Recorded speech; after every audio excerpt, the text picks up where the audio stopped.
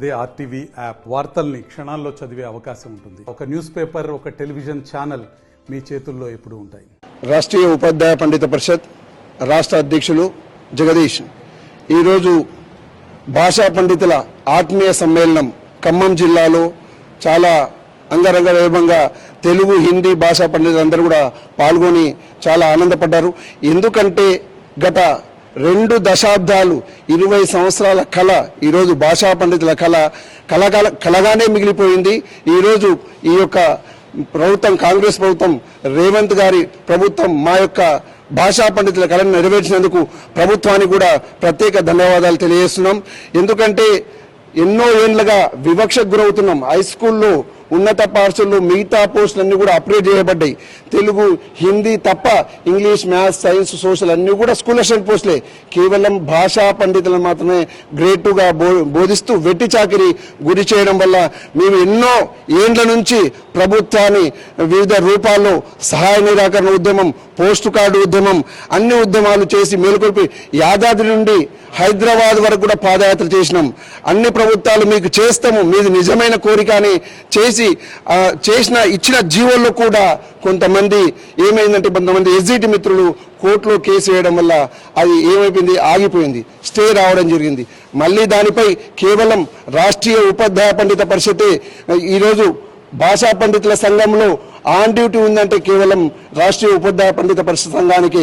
ఏ కార్యక్రమానికైనా సంఘాన్ని పిలుపుతూ మన యొక్క ప్రభుత్వంతో సత్సంబంధాలు పెట్టుకొని ఆ విధంగా కోర్టులో ఈ యొక్క కేసులన్నీ కూడా నెగ్గి ఈరోజు వచ్చిన రేవంత్ సర్కార్ మాకు భాషల గౌరవాన్ని నింపింది, భాషా పండితుల ఆత్మగౌరవాన్ని నింపింది.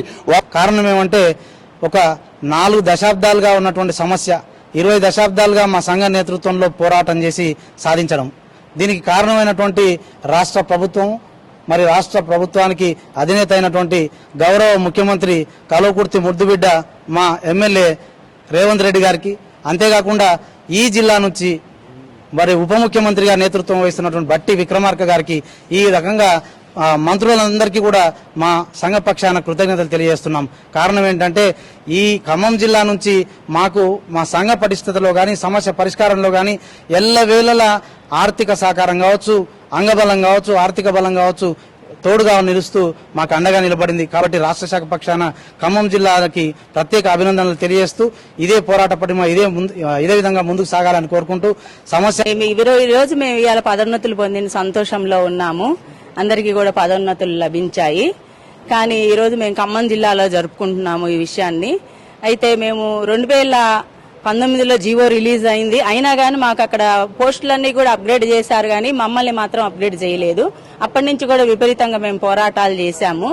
తర్వాత ఈ గవర్నమెంట్ వచ్చిన తర్వాత మాకు న్యాయం జరిగింది. అయితే ఈ ముఖ్యమంత్రి గారి ఆధ్వర్యంలో మాకు న్యాయం జరిగింది కాబట్టి మేము ముఖ్యమంత్రి గారికి మేము పాలాభిషేకాలు కూడా చేశాము.